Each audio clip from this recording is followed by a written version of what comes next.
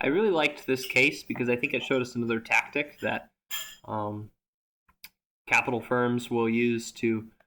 try and get more control over the companies, that they will use to try and get more money, to make sure that they get their money out first before anybody else can, with things like preferred stock markets and particular stocks. I didn't really know about any of that kind of stuff, and so when it showed up in the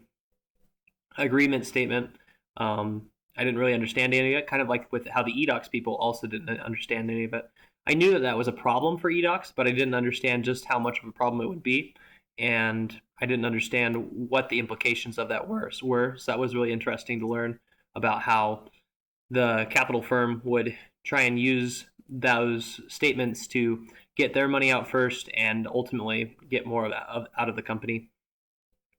I totally see why now Edocs decided not to go with them. It was really surprising to me that they went all the way up until the last point where they could decline the deal, and that's where they decided to decline it. That they had negotiations going on for so long and talked about how they really liked the people over at CRV, but ultimately they had to decide not to go with them. I think this case study did a great job of showing us the tactics of these big firms and what they'll do,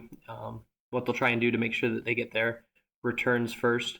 I was amazed to see how much they ended up selling the company for, and what a great plan it was for them not to go with CRV, that they found a much better deal, just like they said, that they could shop around and search for a better deal, and obviously they got one.